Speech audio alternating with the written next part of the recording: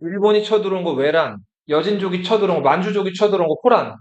외란과 호란 합쳐서 양란이라고 부르는데, 양란 이전을 조선 전기, 양란 이후를 조선 후기라고 불러요.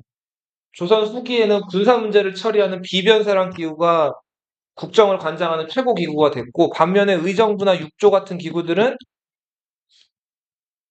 그쵸. 그거를 이제 조금 어렵게 얘기하면 유명무실, 권한이 많이 없어졌다.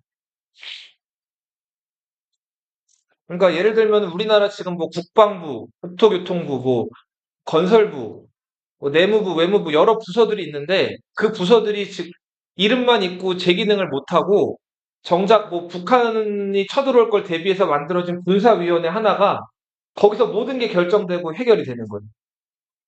자, 그런 상황이 조선 후기 내내 300년 동안 지속이 됩니다. 자, 그리고 송시열처럼 관직에 나가지 않고 자기 고향에 머물면서 이제 그 여론을 만들어내는 오피니언 리더가 있다 그랬죠. 예. 자, 이런 사람들을 스님이라고 불렀고, 이 사람들이 제자들을 길러내면서 학파들을 만들고 붕당의 영수로서 막강한 권한을 행사한다. 예. 이 송시열이 있었던 곳이, 송시열을 기리는 서원이 화양서원이에요. 특히 이 서원이라는 곳은 우리 중종 때 만들어져가지고, 그 사림들이 제자들을 길러내거나 저 옛날 성현들을 제사 지내는 거나 하는 공간으로서 이제 산림들의 근거지가 됩니다. 광해군 때는 이제 북인 정권이죠. 북인들이 세운 왕이 광해군이에요. 자, 전후북부 사업을 열심히 했고, 자, 대동법은 아주 중요해요. 이건. 경제할 때 다시 볼 건데, 이원익이라는 사람의 건의로 실시가 됐고, 조선시대 세금 세 가지 뭐가 있었어요? 토지세 뭐라고 불러요? 조세. 뭐라고 부른다고요? 특산물 거두는 거. 공물, 공납이라고 하죠? 그죠? 그리고 역이 있었죠, 역. 사람 노동력을 가져가는. 노동력은 군사력이랑 말 그대로 일시키는 그런 노동력을 얘기하죠? 역이에요. 그 세 가지인데, 이 대동법은 뭐에 대한 개혁이죠? 공납에 대한 개혁이죠. 특산물 낼 때, 그 특산물 내는 과정에서 중간업자들이 나쁜 짓을 많이 했죠. 뭐 인삼 가져오면 인삼 상태 안 좋다 그러고 빠꾸시키고 나서 다시 가져와도 다시 가져오는 거 빠꾸시키고 자기가 대신 내잖아요, 인삼을. 그리고 그 대신 내는 가격으로 돈을 많이 받았다 그랬죠. 이렇게 특산물 내는 거를 방해하고 자기들이 납부하는 걸 무슨 납부라고 그랬어요? 방납이라고 한다 그랬죠. 그 방납이 너무 문제가 커가지고 특산물을 더 이상 거두지 않고 대신에 쌀로 거두는 거예요. 다 어떤 지역이든 다 똑같이 뭘로 거두는 거라고요? 특산물이 아니라 쌀로 거두는 거라고. 자, 과거에는 특산물을 집집마다 매겼어요. 아주 부잣집이나 거지같이 가난한 집이나 똑같은 한 집이죠. 그럼 똑같이 특산물을 내야 돼요. 그러면은 가난한 사람들은 아주 그냥 허리가 부러질 정도로 힘들겠는데 부자들은 그렇지 않잖아요. 그래서 그 부과 기준을 호해서 이거로 바꿔요. 결은 땅을 세는 단위죠. 땅을 가진 사람들이 1결당 12두, 12두씩 그 토지세를 내도록 바꾼 거예요. 그러면은 특산물을 이제 거둘 수가 없잖아요. 나라에서. 그럼 특산물은 나라에서 어떻게 구해요? 그치? 그 쌀을 거둔 다음에 조선시대 때는 쌀이 돈처럼 쓰였기 때문에 그 쌀을 공인이라는 상인한테 줘요. 공인은 이제 나라에서 고용한 상인이에요. 그럼 그 공인이 시장에 나가가지고 나라가 요구하는 특산품들을 사들이는 거예요. 네. 이게 대동법이에요. 이게 처음에는 이원익이라는 재상의 건의, 남인 재상이고 영의정까지 했던 사람인데 이 사람이 강력하게 건의를 해가지고 경기도 지역에서만 실시가 돼요. 왜 전국적으로 실시가 못했을까요? 이거 갑자기 안 내던 세금을 누가 많이 내게 됐어요? 부자들. 부자들인데 구체적으로 어떤 부자? 뭐를 많이 가진 부자? 땅 부자들이 갑자기 세금을 많이 내게 됐죠. 그죠? 그러니까 이거 지주들이 좋아했을까요? 지주가 반대했기 때문에 처음에는 기껏해야 서울 주변의 경기도 지역에서만 실시가 됐어요. 이게 전국적으로 확대되는데 얼마 걸렸을 것 같아요? 100년 걸려, 100년. 자, 각각 특히 그 땅 부자들 많은 동네, 충청도, 전라도, 경상도 이 지역에서 반대가 심해가지고 전국적으로 실시되는데 무려 100년이 걸린다. 자, 이제 나라에서 이것저것 개혁을 하려고 하는데 돈이 너무 없는 거예요. 다 불타고, 임진왜란 때문에. 그래서 신분을 팔아요. 조선시대 최고 신분은 양반이죠. 자, 공은 빈다란 뜻이에요. 명은 이름이에요.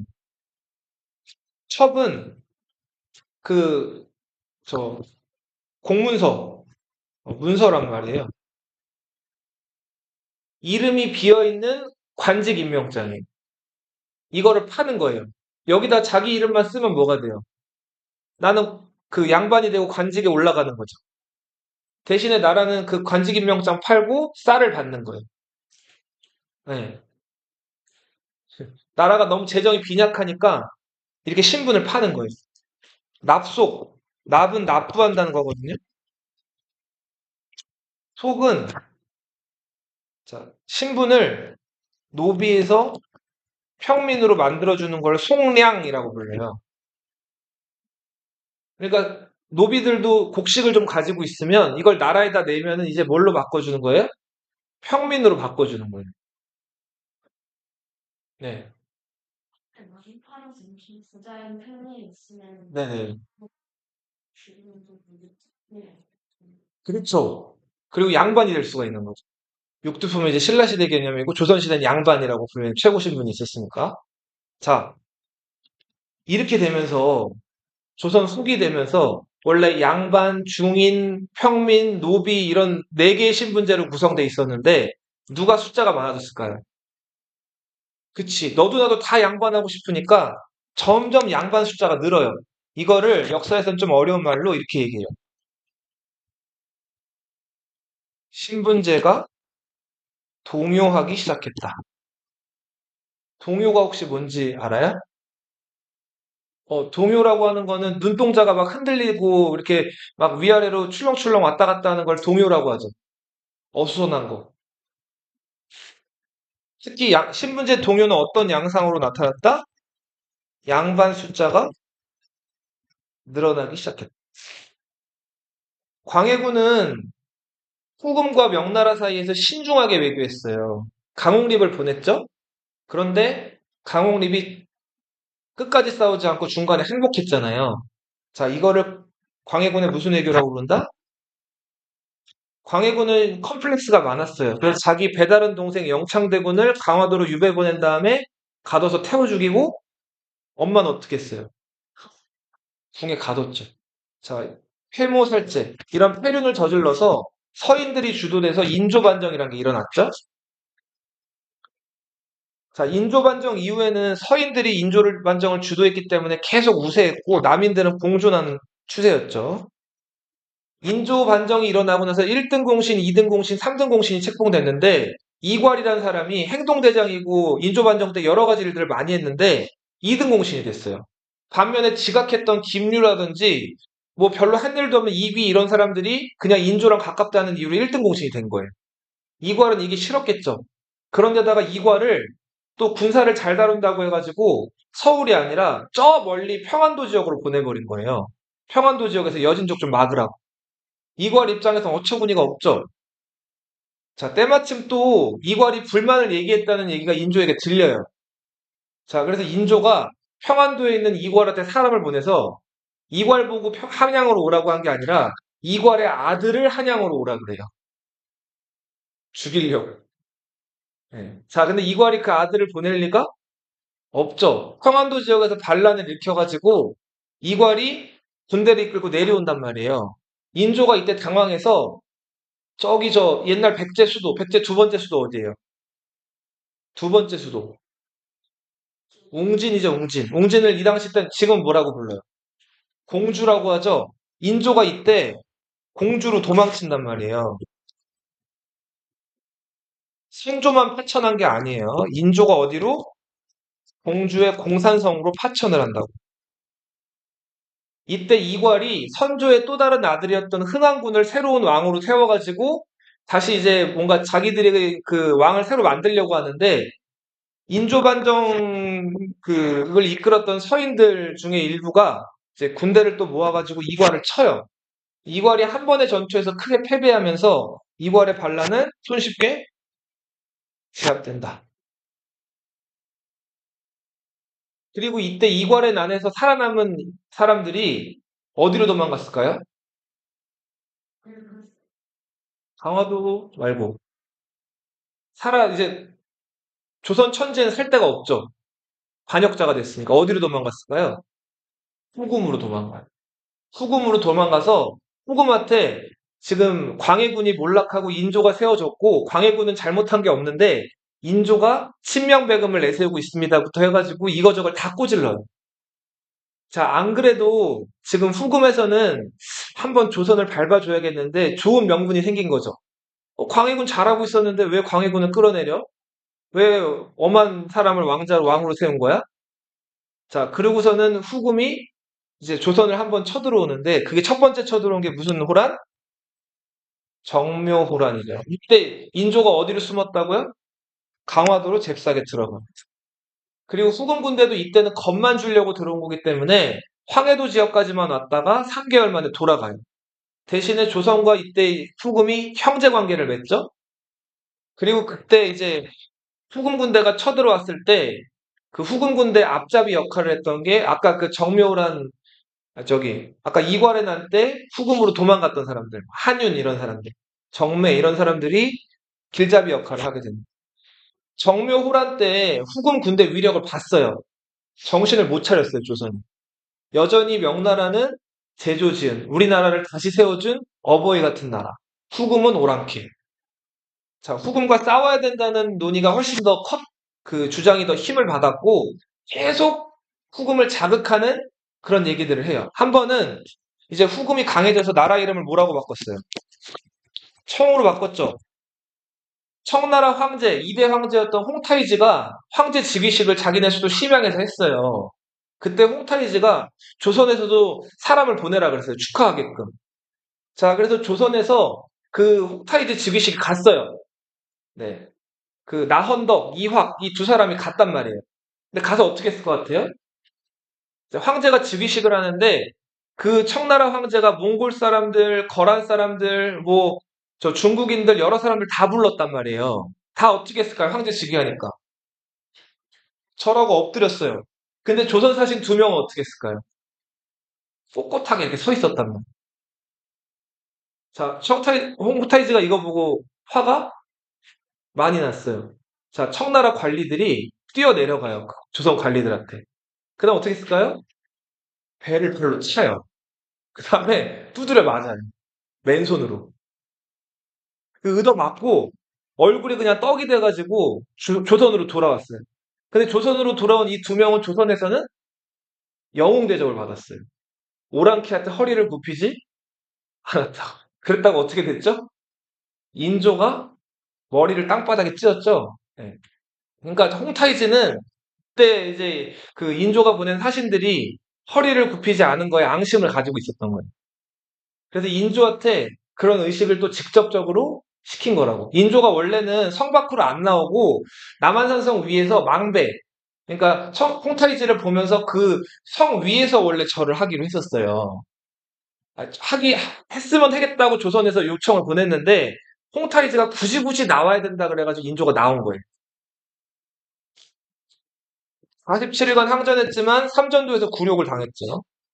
김상용은 주전론자, 싸우자고 주장했던 김상헌의 형이었어요. 당시 강화도는 이제 인조가 못 들어가고 인조의 두 번째 아들이었던 복림대군이 지키고 있었는데 청나라가 이번에는 강화도로 또 인조가 들어갈 걸 대비해가지고 배 만드는 기술자랑 그리고 이제 심지어는 이 조선에서도 그 배를 잘 만드는 사람들을 오자마자 바로 수습해가지고 이렇게 모아놨단 말이에요. 그래서 거기서 바로 배를 만들어가지고 강화도로 들어왔어요. 자, 그 정도로 준비를 단단하게 하고 들어왔는데 그 강화도에서 김상원의 형이었던 김상용이 이 폭탄을 모아놓고 거기 이제 불을 붙여가지고 폭사해서 자살을 해요. 자, 그리고 당시 이제 청나라가 왕자들을 끌고 갔다 그랬죠. 심양으로. 이때 청나라 끌려갔던 젊은 신하들, 끝까지 충성을 지켰던 홍익환, 윤집, 오달재 이 사람들을 뭐라고 부른다? 사막사. 네. 성격이 굽히지 않고 자존심 센 사람들을 대쪽 같다라고 표현하죠. 자, 대쪽 같은 사막사. 소현세자, 복림대군, 그리고 그 동생이었던 인평대군까지 볼모로, 볼모는 인질이에요, 인질. 자, 소현세자는 심양 가서 쭈구리였어요? 생활 잘했어요? 생활 잘했죠. 농사도 짓고 장사도 해가지고 돈 번 거로 조선인들 포로 사다가 다시 조선으로 돌려보내고 온갖 멋진 짓들은 다 했죠. 그쵸? 그래서 인기가 많아졌죠. 용골대 앞에서도 꿀리지도 않고. 그리고 청나라가 이제 명나라 뒤를 이어가지고 중국을 지배하게 되자 그 국경도 가봤죠. 거기 가서 뭐 배워갔다 그랬죠? 네, 천주교, 기독교를 보고 거기서 많은 것들을 느끼고 여러 가지 서양 문화나 이런 것들을 보고 새로운 세상을 보고 조선으로 돌아왔단 말이에요. 근데 돌아오자마자 원인 모를 병에 걸려서 죽었죠. 그리고 소현세자의 뒤를 이어서 그 아들이 소현세자의 아들이 아니라 소현세자의 동생이 뒤를 이어서 왕이 됐죠. 이 사람이 효종이죠. 자, 영정법도 알아두세요. 영정법은 영원히 정한다는 거예요. 조선시대 때는 1결당 20에서 4두를 거뒀었어요. 원래 세종대왕 때는. 자, 세종대왕 때 공법이라는 세금 개혁을 시도해가지고 자, 흉년이 들었을 때는 20두, 가장 흉년이 들었을 때는 4두. 이렇게 풍흉에 따라서 세금 거두는 양을 달리했던 거예요. 근데 세종대왕 때는 이게 어느 정도 잘 됐어요. 세종대왕이 워낙 성군이었고 처음 실시된 제도다 보니까 관리들이 열심히 했는데 문제는 매번 가서 관리들이 풍흉을 조사하는 게 이게 만만한 일, 만만치 않은 일? 만만치 않은 일이에요. 그리고 조사하러 간 관리들이 뇌물 받고 나쁜 짓 했다 그랬죠. 자, 풍년이 아닌데 풍년이라고 보고를 하고 세금을 많이 거둔다던가, 흉년이 들었는데 풍년이라고 뭐또 보고를 해가지고 세금을 많이, 자, 이런 식으로 나쁜 짓들을 했단 말이에요. 그래서 결국엔 조선 후기 임진왜란 거치고 나가지고는 더 이상 이게 어렵다고 판단을 해가지고 최저세로 고정을 시켜요. 1결당 4두, 특별한 지역에서만 6두씩을 거두는 영원히 최저세율로 정하는 거예요. 그게 무슨 법이다? 영정법이다. 자, 김육이란 사람은 중요한 사람이에요. 이 사람은 그 현종의 부인이었던 명성황후 김씨의 할아버지인데, 자, 이 사람은 우리나라 그 아주 유명한 경제 전문가. 네. 김육의 4대조 할아버지가 조광조와 관련된 그 김효사와의 혈량과 살인이었단 말이에요. 그래서 그때 목숨을 잃어요. 그리고 나서 벼슬길이 막혀요. 그래서 그 4대조 할아버지의 바로 아래 할아버지, 증조 할아버지 때는 벼슬을 못하고, 증조 할아버지의 그 아래, 바로 아래, 그러니까 김육의 할아버지 때부터 이제 막 말단 관리를 하는데, 자, 말단 관리들이니까 돈이 많이 없었겠죠. 그래서 김육네 집안은 김육이 어렸을 때 아버지가 돌아가시면서 경제적으로 매우 어려웠어요. 그래서 김육이 어렸을 때 안 해본 일이 없어요. 양반인데도. 수출 구워서 팔고, 농사도 짓고, 물고기도 잡고, 자, 양조장에서 술도 만들어 팔고, 별의별 일을 다 했단 말이에요. 너무 가난해가지고, 자, 이런 오두막 초가집도 지을 형편이 안 돼서, 그 산 아래 가면은 좀, 흙 좀 말랑말랑한 데 있으면 거기 흙을 파가지고 굴을 만들어서 거기서 살았단 말이에요, 가족들이. 근데 일을 열심히 해가지고, 자, 초가집, 방이 3칸 있는 초가집까지 마련했다 그래요. 김육에 대한 초기 기록을 보면, 동대문에서 이제 당시에는 한양도성문을 12시부터 4시까지 닫았거든요. 통금이 있었어요. 근데 4시가 되면은 이제 징을 울리면서 그 문을 열어놓거든요. 그 그 치면서 동대문이 열렸을 때 가장 먼저 동대문으로 들어왔다는 사람이 누구라 그래요? 김육이었다 그래요. 그럼 들어와가지고 수치랑 자기가 준비한 것들을 파는 거예요. 근데 그 돈벌이를 하면서도 김육이 계속 책을 읽었어요. 자, 그래서 초시에 급제돼요. 초시에 급제하면 어디 들어갈 수 있죠? 국립대학? 성균관에 들어갈 수가 있죠. 자, 성균관에 들어가서 열심히 공부하는데 광해군이 영창대군을 죽이고 엄마를 가두고 하는 거예요. 아, 이거 나 열심히 공부했는데 이거 싫어. 그래서 다시 그 옛날 생활로 돌아가요. 그랬다가 광해군이 몰락하고 인조가 즉위하면서 자, 광해군을 싫어가지고 떠났던 선비들을 다시 모은단 말이에요. 그 선비들을 대상으로 과거 시험을 치렀는데 자, 그동안 책을 봤던 어떤 그런 짬이 나와가지고 거기서 급제를 하게 돼요. 그 김육은 이때부터 경제 전문가로서 어려운 고생을 많이 했죠. 백성들이랑 살면서. 그런 것들을 많이 겪어가지고 자기가 느꼈던 것들을 경제 정책에 많이 반영을 하는데 자, 일단은 당시 우리 저 조선은 명나라 달력을 썼어요. 세종대왕 때 칠정산이라는 달력을 만들었지만 그 달력을 잘 쓰지를 않고 명나라 달력을 계속 썼단 말이에요. 근데 명나라 달력이 우리나라 그 절기랑 같아요, 달라요? 다르죠. 그래서 농사 지을 때 이게 절기가 안 맞아가지고 고생을 많이 했는데 비교적 그 청나라에서 만든 달력인데 저 이슬람 수학이나 이런 것들을 참고해가지고 그 날씨 변화나 이런 것들을 정확하게 예측한 이 시현력이라는 청나라 달력을 김육의 주장으로 도입을 하게 돼요. 근데 시현력 도입하는 거 이거 신하들이 좋아했을 것 같아, 안 좋아했을 것 같아? 왜 안 좋아했을까요? 청나라 달력이죠. 오랑캐 달력 쓴다고 김육한테 손가락질하고 대간에서 김육을 계속 탄핵했단 말이에요. 근데 인조가 보기에도 이 시현력은 당장 써야 되는 달력이라서 결국은 김육을 지지해가지고 시현력이 이때부터 쓰이게 된단 말이에요. 그리고 또 하나 김육은 대동법을 확대시킨 사람이에요. 자, 김육 관련돼가지고 기사를 쳐보면 김육이 이제 인조 때부터 효종, 현종 때 계속 이제 재상을 하는데 계속 김육이 이제 그 왕 앞에 나가가지고 대동법을 전국적으로 확대 실시해야 됩니다. 그 얘기를 계속 해요. 자, 그래서 김육이 죽을 때 김육이 너무 고마워가지고 김육이 가는 곳마다 백성들이 정치를 잘하고 그 선량하게 정치를 한다고 김육을 칭찬했거든요. 김육이 죽자마자 김육의 덕을 그리는 김육 공덕비를 평택에다 만들어줬어요, 백성들이. 자, 근데 그 평택에 있는 김육 공덕비에 김육에 대한 공적으로 여러 가지가 나열이 돼 있는데 대동법을 전국적으로 확대 실시시킨 사람이라고 딱 적어놨어요, 백성들이.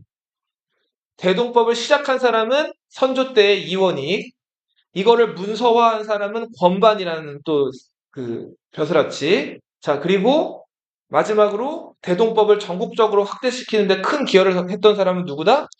김육이다. 경제 전문가. 자, 우리 임진왜란 때 훈련도감이 만들어졌죠. 이거로 부족하다 그래서 후금과의 항쟁 과정에서 어영청, 총용청, 수호청이라는 새로운 부대가 만들어진다. 자, 수호청은 특히 중요해요. 수호청은 남한산성을 수비하는 그 부대예요. 남한산성 올라가고 선생님 이제 대학교 다닐 때 역사학과를 나왔으니까 그때 역사 답사를 많이 다니거든요. 남한산성 수호장대에 올라갔어요. 남한산성 가면은 뭐가 있다고요? 수호장대가 있어요. 자, 봐요. 선생님 봐. 조선시대 건물 1층은 대 혹은 각 이렇게 표현해요. 뭐라고요? 대나 혹은 각. 네. 규장각 들어봤어요? 네. 2층은 뭐라고 표현할까? 2층. 대 위에 루라고 표현해요. 루. 네. 무망루. 네. 남한산성에서 인조가 치욕을 당했죠. 자, 이거를 잊지 말자. 네. 없을 무자에 네. 그 잊을망. 네. 잊지 말자 해가지고 무망루라는 수호장대 위에 2층 누각을 만들었어요. 네. 요거는 이제 나중에 숙종 때. 근데 이때 아무튼 수호청이라는 부대가 만들어지고 남한산성에 가면 수호장대가 있습니다. 그리고 이제 소현세자의 뒤를 이어서 정두원이 청나라 갔다가 화포, 천리경, 자명종. 여기서 화포는 홍이포라고 불리는 화포예요. 홍이 얼굴이 붉은 오랑캐라는 뜻인데 네덜란드 사람이에요. 네덜란드인들이 중국에 가져왔던 그 대포. 청나라가 남한산성 성벽을 부수는 데 썼던 대포예요. 홍이포를 가져오게 됩니다. 천리경은 망원경이에요. 자명종 이런 것들을 소현세자 죽고 정두원이라는 사람이 가져오게 됩니다. 자, 효종이 즉위했어요. 효종은 큰아들이에요? 둘째 아들이었어요? 둘째 아들이었죠. 네. 북벌론이라는 게 이제 제기는 되는데 실시가 됐다 그랬나요? 안 됐다 그랬죠? 자, 당시 북벌론을 제기했던 사람은 송시열과 송중길, 양송이라고도 불리고 이 사람들은 대표적인 샌님이에요. 이 사람, 송시열은 특히 효종이랑 뭐 했다 그랬죠? 단둘이 만나는 거? 독대했다 그랬죠? 이완은 혹시 이거 누구 조카거든요? 누구 조카일 것 같아요? 싸움 잘하는 분, 전쟁 잘하시는 분. 이순신의 조카예요. 이 이완 대장은 나중에 허생전이라는 소설에도 나오거든요. 나중에 너희 고등학교 가면 볼 거예요. 이완 대장. 네. 이완 대장은 정묘호란 때 그 수금 군대에게 포위돼가지고 끝까지 싸우다 장렬하게 전사해요. 자, 그리고 정작 북벌은 실행하지 못하고 그 어떻게 되죠? 그 나선 정벌에 동원했다 그랬죠? 여기서 나선은 어디를 의미한다 그랬어요? 러시아. 효종 때 상평통보란 돈이 많이 이제 발행되기 시작한다. 상평통보는 지금 우리가 한국은행에서 쓰는 돈 개념처럼 조선시대 때 이제 주로 유통되던 돈이에요. 요 상평통보가 유통되면서 이제 조선시대 그 엽전이라든지 동전이라든지 이런 것들로 이제 물건 사고 파는 것들이 일상화가 돼요. 자, 인조 때 벨테브레라는 그 네덜란드 사람이 원래는 저 인도네시아 자카르타라는 곳으로 가다가 제주도까지 표류를 해왔어요. 엄청 멀리 표류해 온 거죠. 그 베텔브레라는 사람이 당시 이제 조선 사람들한테 이것저것 뭐 이렇게 지원도 받고 하다가 이 벨테브레는 조선에 비교적 호의적이어가지고 훈련도감에 소속이 돼가지고 여기서 네덜란드 화포 기술이나 이런 것들을 가르쳐 주면서 이제 관직에 나가요. 벼슬을 하게 되는데 자, 그러고 있다가 얼마 안 있어서 요 효종 때 네덜란드인이 한 명 더 표류해 오거든요.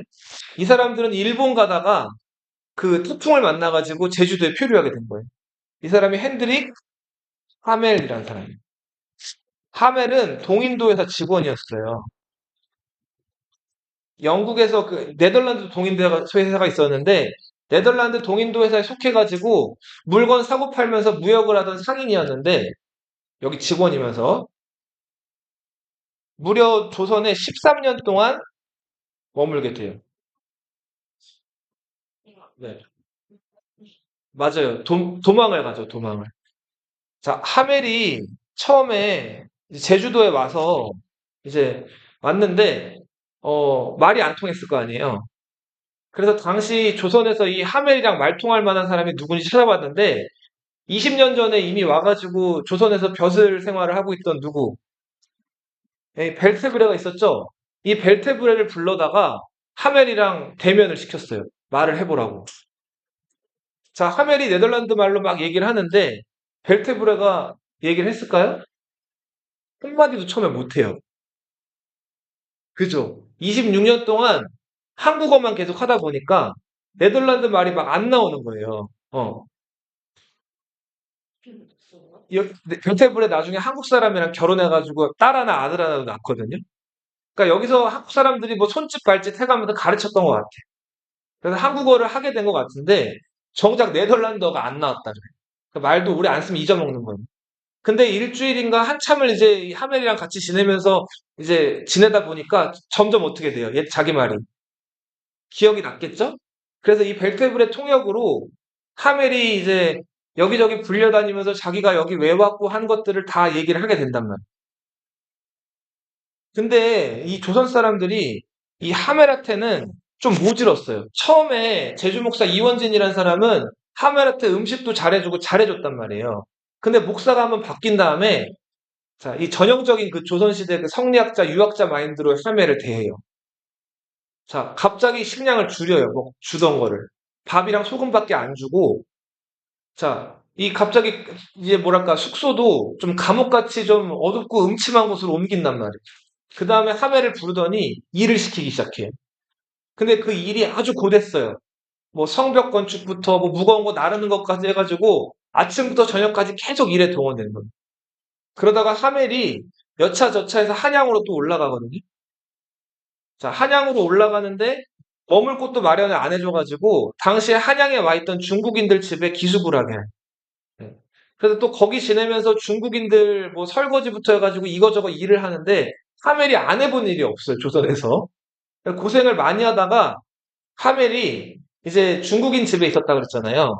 그래서 그 중국인들 다 청나라 사람인데 청나라 사람이 이제 그 청나라 사정에 대해서 좀 알 거 아니에요.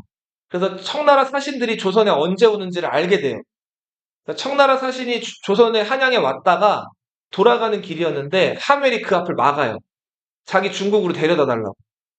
자, 그랬다가 이 조선 정부에서 당시 그 효종에 화가 나가지고 이 하멜을 잡아다가 감옥에 가둬요. 근데 또 감옥에 갇혀가지고 또 전라도 지역으로 유배 갔다가 이 우여곡절을 겪어요. 그러다가 하멜이 눈치를 봐가지고 배를 훔쳐서 일본으로 달아난단 말이에요. 그게 무려 몇 년? 13년. 그죠. 이 벨테브레는 조금 더 시기적으로 일찍 왔고, 그 왜 그랬는지는 모르겠는데, 벨테브레한테는 그렇게 막 이거 기록이 많이 남아있진 않은데, 비교적 호의적으로 베풀었다. 그래서 벨테브레는 훈련도 가면서 그 네덜란드 화포나 이런 것들 기술도 전수를 해주고, 여러 가지로 많이 이제 베풀었지만, 하멜은 그렇지 않아가지고, 고생을 많이 하다가, 하멜이 이제 동인도 회사 소속이라 그랬죠. 그죠? 자, 13년 동안 월급을 받았을까요? 못 받았을까요? 못 받았겠죠. 그 동인도 회사에다가 자기 13년 동안 이렇게 고생을 했으니까 거기에 대한 급여를 내가 받아야겠다 이렇게 요청을 한 거예요. 그러니까 동인도 회사에서 그러면은 네가 그 조선이라는 나라에서 뭘 했는지를 적어서 내라 그래요. 그래서 하멜이 그때부터 자기 표류한 다음부터 탈출하기까지 13년간의 여정을 나름 빼곡히 적어요. 그렇게 두껍지도 않아요. 그래서 아무튼 그걸 적어가지고 제출해서 월급을 받는단 말이에요. 그게 하멜 표류. 자, 그리고 마침내 시연력이 효종 때는 채택이 된다. 자, 그리고 우리 예법에 관한 논쟁 기억나죠? 효종이 죽었을 때, 효종의 부인이 죽었을 때, 네, 신권을 강조하는 서인 쪽에서는 효종을 둘째 아들, 효종 부인을 둘째 아들 부인으로 취급해가지고 짧게 장례 지내자. 자, 왕권을 강조하는 남인 쪽에서는 제대로 3년상과 1년상을 치르자. 자, 이게 맞부딪힌 사건을 두 글자로 뭐라고 불렀어요? 예송이라고 불렀죠? 숙종 때는 숙종 임금이 자기 좋아하는 그 장희빈, 그리고 인현왕후, 자, 이런 여인들을 그 가까이하고 멀리하는 과정에서 이들과 관계된 서인들과 남인들이 권력을 잡았다가 놓쳤다가 반복했죠. 자, 이렇게 정국이 확확 바뀌는 걸 두 글자로 산국이라고 부른다고 그랬죠? 자, 이때부터 조선에서 좀 문제가 생겨요. 임금이 남인 편을 들어주면 남인이 모든 권력 관직들을 차지했다가 임금이 갑자기 표정을 바꿔가지고 손바닥을 확 뒤집어 장희빈 사약 매겨 남인들 다 쫓아내 하면 서인들이 세상이 되는 거예요. 자, 이러면서 여러 당이 공존하는 게 아니라 한 당이 모든 관직과 권력을 독차지하는 경향들이 나타나기 시작을 해요. 자, 이거를 한국사에서 좀 어려운 말로 이렇게 불러요. 일당 따라 읽어봐. 뭐라고 부른다고요?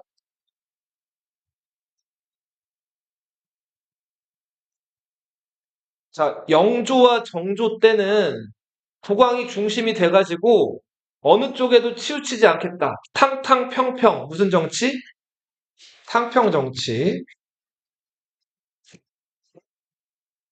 자, 영조는 특히 이제 소론, 노론들을 이제 번갈아 가면서 기용을 하면서 전국을 비교적 안정적으로 이끌어 갔어요. 그렇지만 자기를 왕으로 세워준 사람은 결국 누구예요? 노론들이죠. 결국은 영조 이제 제위 말년 가면은 노론들이 거의 독식을 하게 되고 소론들은 그 옛날 경종 때 일을 잊지를 못해요. 누가 경종을 죽였다?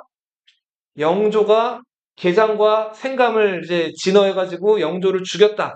이 프레임에서 벗어나지를 못하고 계속 이 얘기를 하다가 영조가 제위 33년에 나주에 이제 영조를 비방하는 괴서가 올라왔을 때 마침내 소론 일부 인사들을 다 내쫓는단 말이에요.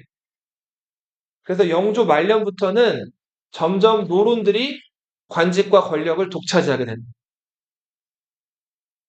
영조 때는 산림의 존재를 이제 인정을 안 해요. 송시열 같은 사람 인정 안 하겠다는 거예요.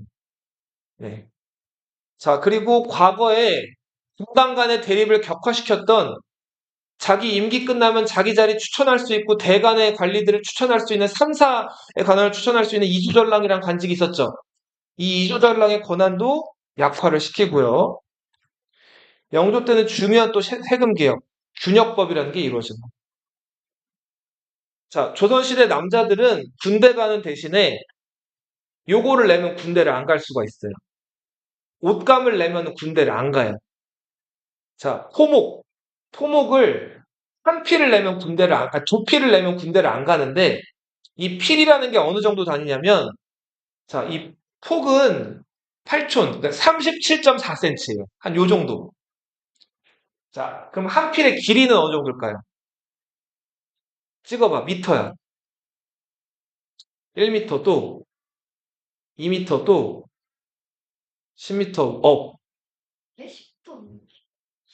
16미터예요. 그게 한 필이에요. 그게 한 필이에요. 37.4cm. 자, 그리고 이 길이는 16m. 이걸 둘둘 말하면은, 자, 선생님 팔뚝 한 4개 정도 겹친 정도의 그 사이즈의 학필이 나와요, 포목이. 근데 이거를 사람이 아주 숙련된 그 길쌈하는 여인이 열흘 동안 아침에 눈 뜨면 잘 때까지 계속 일해야지 나오는 게 그 한 필이에요. 그 왜 전통 그 옷 만드는 것들 보면은 이게 북을 이렇게 쳐가지고 계속 옷을 길쌈해서 만들잖아요. 그거로 열흘을 해야 된다고. 근데 이거를 2필을 내야 됐어요. 군대 안 가려면. 네. 군대를 네. 죽을 때까지 군대 가는 거 아니면 10, 죽을 때까지 매년 필을 16에서 60세까지 남자가. 그것도 이제 양반이나 현직 관리나 이런 사람들은 안 내는데 그냥 일반 평민들, 노비 제외한 일반 평민들은 16에서 60세 사이면 그걸 내야 되는 거예요. 근데 이게 부담이 너무 크다 그래가지고 이때 이거를 한 필로 줄여줘요. 자, 이게 무슨 법이다? 균역법이다. 백성들을 사랑해요. 균등하게 이제 균역을 부과해서 그리고 충력, 에너지를 절약해가지고 모은다. 이런 뜻의 균공애민 절용충력. 이 균역법을 실시하는데 큰 공을 세웠던 인물이 박문수라는 사람이에요. 이 사람 뭘로 유명해요? 어사 박문수로 유명하죠? 영조의 정치적인 파트너이자 영조의 정치적 동반자. 네. 각종 가혹한 형벌, 압슬, 낙인. 압슬은 저 유리조각 깨놓은 다음에 여기 무릎 꿇고 앉게 하는 게 압슬이라 그랬죠? 그 다음 돌로 누르는 거. 낙인은 쇠를 달궈가지고 사람 피부에다 지지는 거예요. 네, 이런 것들을 못하게 한다. 자, 신문고가 제대로 운영이 안 됐었는데 이걸 부활시켜요. 신문고 뭐 처음 만든 사람은 누구예요? 누구예요? 태종 이방원이죠? 네. 신문고 처음 설치한 사람 누구라고요? 영조 때 다시 부활되고요. 노비 종모법이라고 하는 건 뭐냐면 원래 노비는 아버지나 엄마 두 신분 중에 하나가 노비면 자식도 바로 뭐가 돼요? 노비가 되죠? 그런데 엄마 신분이 평민이면 아빠가 노비더라도 엄마 신분을 따라가게 해요. 네. 그러면은 노비가 되는 거예요. 엄마 신분을 따라가요. 네. 이게 노비 종목법이에요. 네. 엄마 신분을 좋아. 그죠? 네. 네. 원래 일천 직천이었다가 이제 뭐가 된 거예요? 노비 종목 엄마를 따라가는 거예요. 네. 이랑 가야 절. 보통은 양반집에서는 하인들이 많죠. 그 집에 일하는 노비들 있을 수 있잖아요. 그 노비들 중에서 얼굴 예쁜 애 있으면 양반집 대감마님이 이제 데려다가 그날 밤 이제 잠자리 하는 거예요. 그럼 네, 그 자식은 뭐가 될까요? 그치. 서자보다 근데 한 단계 아래에. 엄마가 노비니까. 서자에는 엄마가 그래도 평민일 경우에는 첩의 자식이면 서자라고 불리는데 엄마가 첩인데 또 노비야. 그러면은 서자라고 보다 안 부르고 얼자라고 불러요. 얼자. 예. 첩의 자식을 가리켜서 서얼이라고 부르는데 서자는 일반 양민첩의 그 자식. 예. 그리고 얼자는 노비첩의 자식. 뭐가 높아요?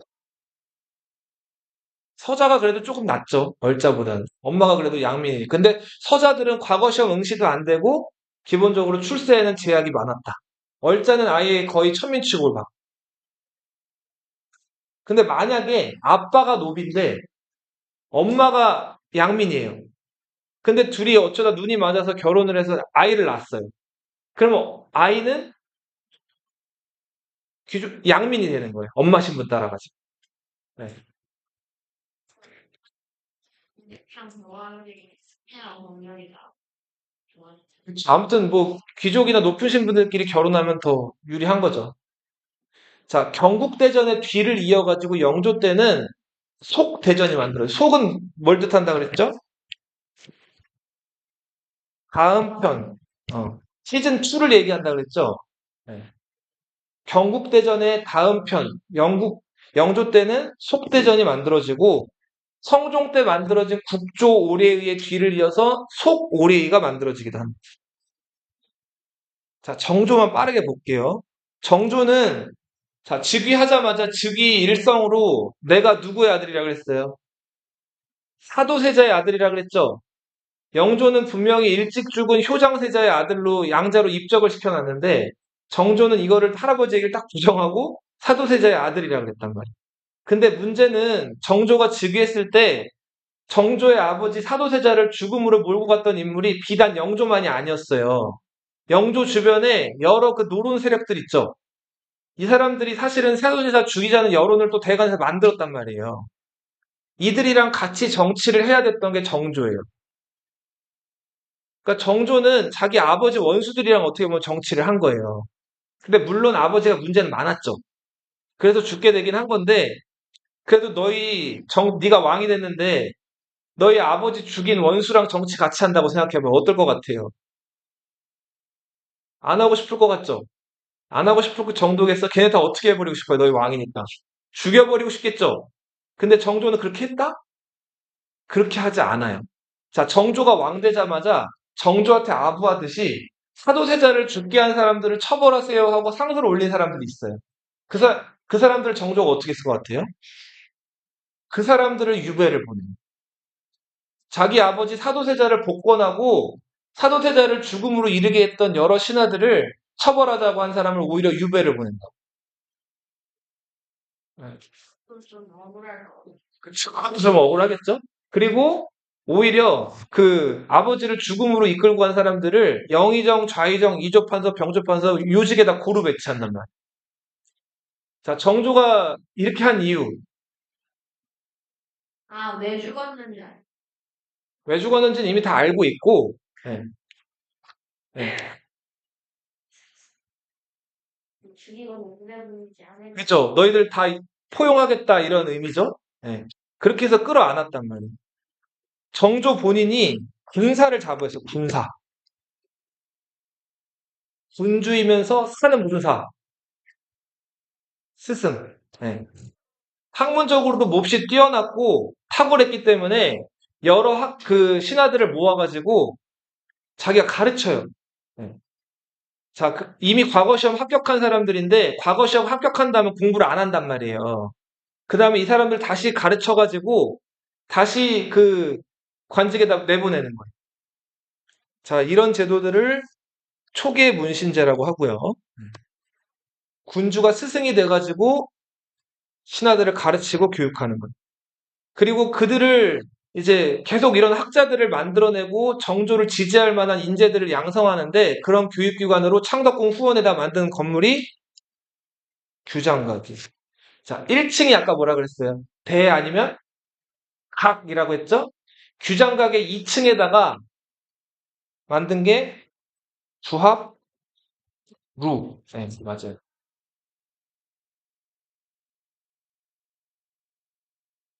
아무리 그렇다고 해도 정조가 옛날 일 안 묻겠다고 해도 이 사람들 다 자기 아버지 죽게 한 사람들이죠. 그리고 정조에 대해서 마음을 안 열고 있어요. 그리고 심지어는 일부 사람들이 이제 정조를 암살하려고도 시도를 해요. 네. 자, 그래서 정조가 재위 초반에 여러 번 암살 위협을 겪는데, 자, 이때 이런 것들을 겪고 나서 자기를 지킬 친위부대를 만들어요. 정조가 만든 친위부대 장용영. 네. 정조는 자기 아버지 사도세자의 죽음을 되게 안타깝게 생각을 했고, 그 사도세자의 죽음을 좀 뭐랄까, 좀 희석을 시키기 위해서 아버지를 복원하는 여러 사업들을 하는데, 아버지 무덤을 여기저기로 옮겼다 그랬죠? 자, 수원으로 옮겼다 그랬죠. 그러면서 수원에다가 자기 정치적 이상을 담은 건물을 만드는데 그 건물이 수원 화성이죠. 이 수원 화성을 건설하는 과정이 처음부터 끝까지 다 그림이랑 이런 것들로 기록이 돼 있단 말이에요. 이게 화성 성역 의궤죠, 의궤. 자, 여기 보면은 화성을 만들 때 무거운 것들을 이렇게 들어 올리기 위한 도르래를 이용한 거중기. 한양 도성은 강 북에 있죠, 한강 북에. 수원은 한강의 북쪽에 있어요, 남쪽에 있어요? 수원은 강의 남쪽에 있죠. 정조가 수원을 보러 가려면 항상 강을 건너야 돼요.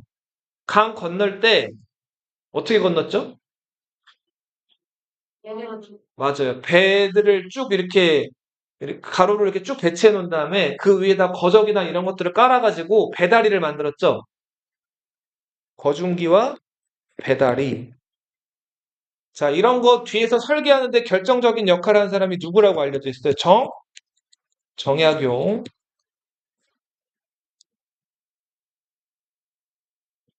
그리고 화성 성역 의궤 같은 것들 보면은 거기 참여한 노동자들한테 돈을 줬어요. 예전에는 그냥 나라가 역으로 이제 부르게 되면 그냥 공짜로 나라를 위해서 일을 해야 되는데 여기 참여한 노동자들한테 뭘 줬다고요? 돈을 줬단 말이에요. 그 돈 받은 노동자들을 임노동자라고 불러요. 당시 한양 도성 안에는 시전이라는 그 큰 시장이 있었어요. 이 시전 상인들은 나라에서 물건 사고 파는 데 있어서 특권을 부여받은 상인들이에요.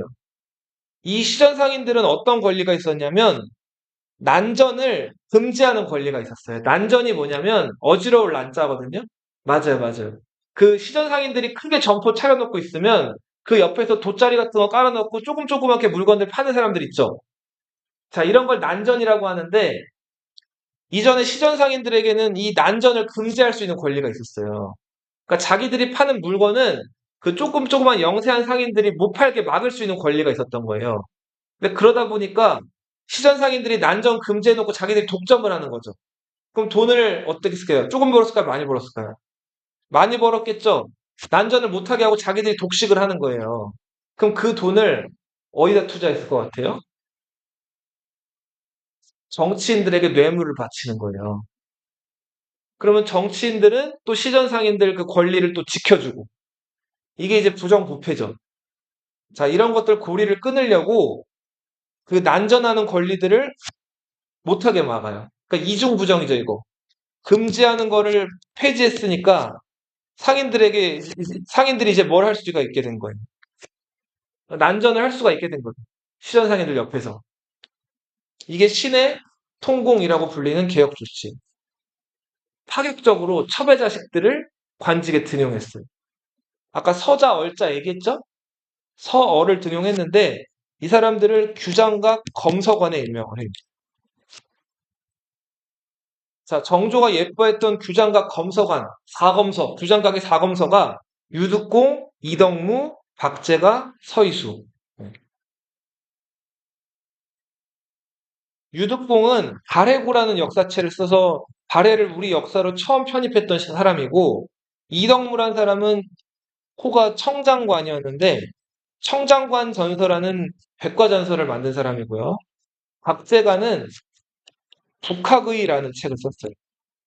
북학은 송나라 학문을 얘기해요. 송나라를 북벌할 게 아니라 어떻게 하자? 받아들이고 배우자는 거예요. 각제가의 유명한 얘기는 우물론이에요. 우물. 우물은 물 뜨는 곳이죠. 우물은 냅둬버리면 마른다는 거예요. 이걸 마르지 않게 하려면 어떻게 해야 돼? 물을 계속 퍼내야지 지하수가 샘솟지. 그걸 우물을 그냥 두면 그 우물이 말라버린다는 거예요. 우물이 신기하게도 그래요. 그 지하수가 그걸 계속 퍼내고 쓰다 보면 나오는데 이거를 그냥 냅두면 이게 말라버린단 말이에요. 흙이 생기면서 흙이 또 그걸 덮어버린다. 그래서 자, 우물은 계속 퍼내야 되는데 자, 소비를 여기다 비교했어요. 그러니까 돈이라는 거는 가만히 가지고 있는 게 아니라 장롱 속에 넣어놔야 되는 게 아니라 계속 어떻게 해야 된다? 써야 된다는 거예요. 돌고 돌아서 돈이죠. 네. 그래서 돈이에요. 돈은 돌아야지 장롱 속에 썩혀두면 안 된다는 거예요. 왜 쓸수록 돈이 들어오잖아. 그렇죠. 뭐 이익이나 이자 같은 것들로 돈이 불어난다는 얘기. 이 진산 사건만 얘기하고 마칠게요. 진산 사건은 무슨 얘기냐면 진산이란 동네에서 일어난 사건이에요. 윤지충, 권상현이 집에서 그 서학 서적들을 공부해요. 서학은 청나라 왔다 갔다 하던 사람들에 의해서 그 학문으로 들어온 그 종교인데 이거를 이제 천주교라고 하죠. 혹은 뭐 기독교 같은 표현이죠, 뭐 여기서는. 네. 이 윤지충이랑 권상현이 서학을 공부하다가 성경책 읽고 하다가 여기에 빠진 거예요. 그래서 천주교 신도가 돼요. 천주교에서는 평등 강조하고 하나님 예수님만 섬기라고 하죠. 그리고 조상한테 제사상 차려놓고 절하는 거 천주교에서는 인정해요, 안 해요? 안 하죠. 우상한테 절하는 거라 그래가지고. 자, 우리 조상님들 이름이랑 생년월일 이런 거 적어놔서 그 조상님들의 영혼이 깃들어 있다고 믿었던 이 패를 위패라고 한다 그랬죠. 신주라고 한다 그랬죠. 윤지충이랑 권상현이 그거 다 미신이라 그래가지고 부모님 신주를 불태워요. 이거는 조선사회에서 용납될 수 없죠. 이걸 불효라고도 하고 이런 죄를 강상죄라고 해요. 유교윤리를 어긴 거. 자, 이거는 그 거의 대역죄 바로 아래 단계 정도에서 처벌이 돼요. 대역죄는 사람들 사지를 찢어 죽이는데 그거보다 한 단계 아래니까 목을 맨다거나 사약을 내려서 죽게 한단 말이에요. 그런 아무튼 쇼킹한 사건이었는데 윤지충과 권상현뿐만 아니라 그거 천주교 같이 믿었던 사람들이 다 그렇게 한 거예요. 이때 정조가 천주교 믿었던 사람들을 어떻게 했을 것 같아요? 요 두 명만 죽이고 나머지는 유배를 보내가지고 좀 뭐랄까 이렇게 크게 터질 사건을 작게 막아요. 자, 정조의 생각은 성리학이나 이런 공부들이 바로 서면 저런 것들은 자연스럽게 없어질 거라고 생각을 한단 말이에요.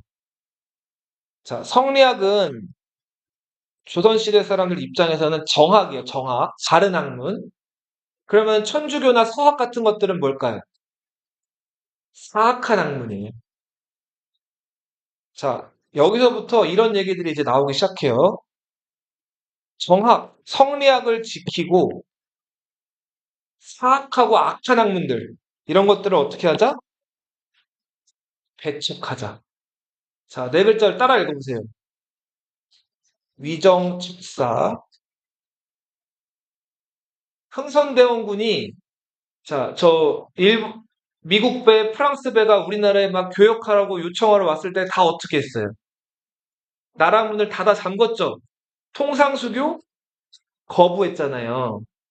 자, 그 거부할 때 이걸 지지했던 양반 유생들이 다 무슨 사상을 가진 사람들? 정조는 전국대전을 더 이제 영조 때 숙대전이 만들어졌죠? 이걸 더 집대성해서 통으로 만들었어요. 그렇게 기억해. 대전 무슨 편? 통편. 학지라고 하는 말은 경제 관련된 서적이에요.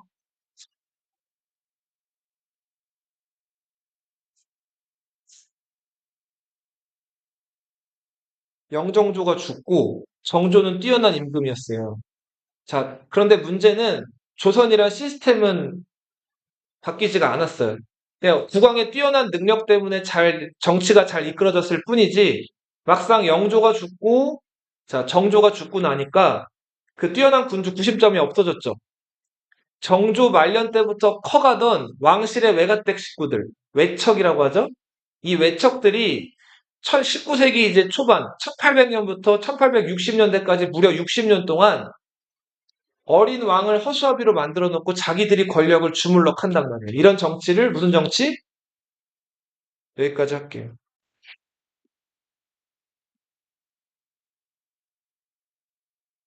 21, 5페이지 21, 6페이지 25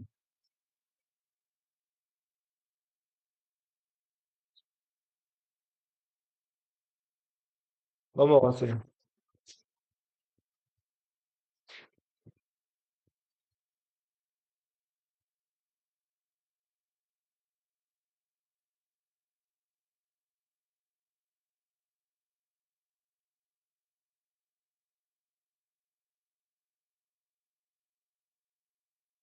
넘어가세요.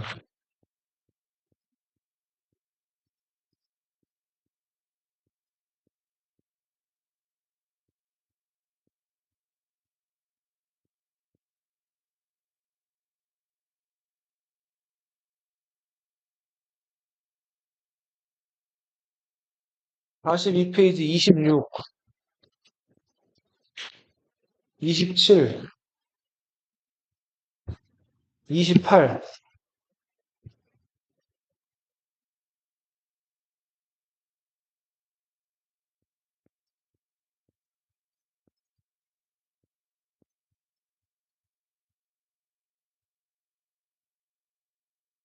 54페이지 22, 23, 24.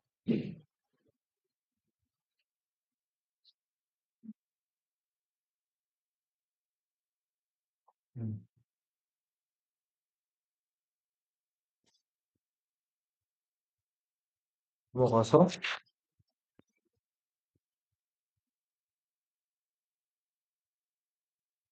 67페이지 26,